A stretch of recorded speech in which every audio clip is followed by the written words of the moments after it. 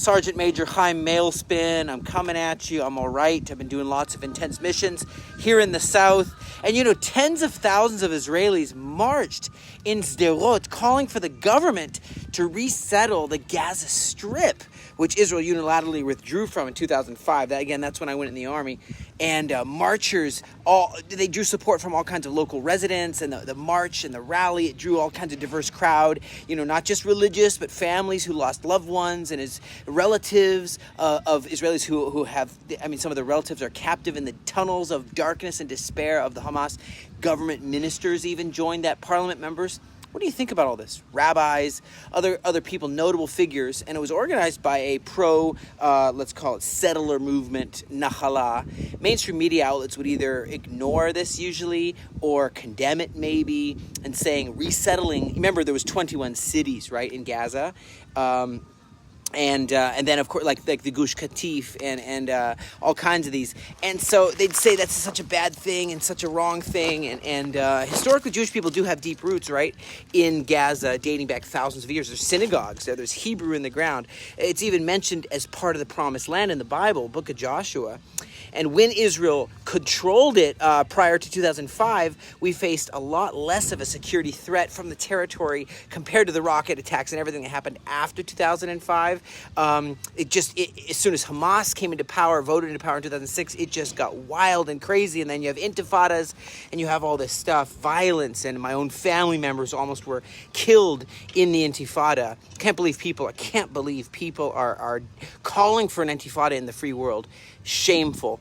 But there's supporters who argue that Israeli withdrawal and Hamas's takeover, like when we totally left, that's Ariel Sharon. You remember then he went into a coma, and that Hamas actually hurt the Palestinian people, hurt their life. Their takeover, they're throwing people off buildings. They just imposed these draconian laws. They made life very, very hard. Of course, there's human rights abuses. They take all the money. It's like a big mafia area that the Hamas is running, right? And there's a religious element, a radical Islamic ideology saying that they have to control everything and control all the land. There's no free speech. There's no freedom of press, freedom to gather. I remember the one time when they came to power, I remember they took a groom and a bride. They took the groom and dragged him behind a motorcycle until he was dead because they said, we're supposed to be sad.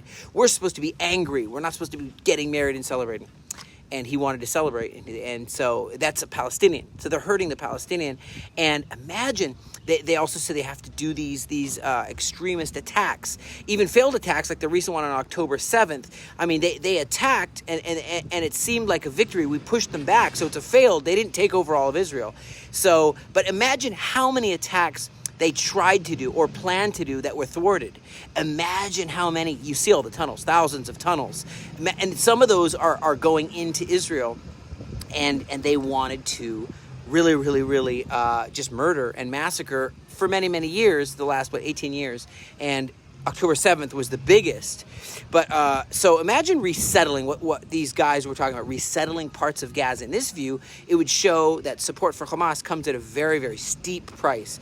You lose land lost and autonomy lost. It could really deter future attacks and radicalization. When you're there, you can kind of supervise what's going on. And so some people are saying that being in parts of Gaza is like a way to keep the brutality of the Palestinian militants down, including all these attacks targeting families, targeting children. It would be a way to keep security, some people are saying. So for these Israelis that marched, they were saying, not just military action, not just what I'm doing now, but actually settling the promised land is actually something to actually think about, so that October 7th doesn't happen again and again. And in the Middle East, you can't win just a little bit. That's just not how it works. You win just a little bit. Like, we've been doing the tit for tat. They struck us, we struck them back. I was in the army in many missions in Gaza, and in the north. I fought the Second Lebanon War. But there's many missions in Gaza, but it can't be just, cast lead, protective edge, shomer chomot, guardian on the walls. No, you have to have a decisive full victory. It has to show consequences on the side of Hamas that it's going to be for the next 50 years to understand. It's hard for people in the West to get this, I know.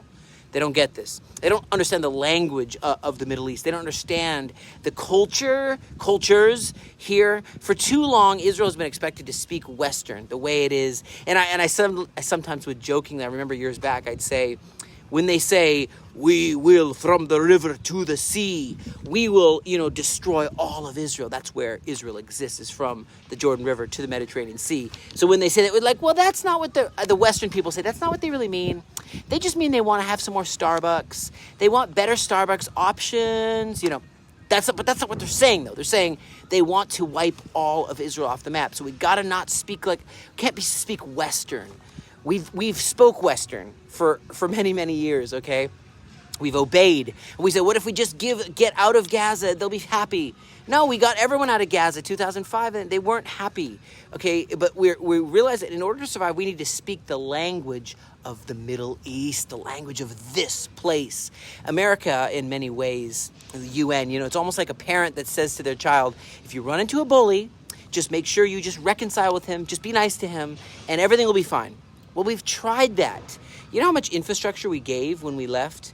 Oh, so much. Millions and millions and millions worth of infrastructure and everything. They just blew it all up. I believe 76 years Israel, we're thinking because it's 76th year birthday of Israel. 76 years young, over 3,000 years old, filled with scars from battles and pain, but yet it's really technically our 77th year of existence as a sovereign nation here. And isn't it time that we tell the world, and we say, sorry, Mom, sorry, Dad, we will handle the school bully in the way that bullies understand. We will deal with this situation because we understand the schoolyard.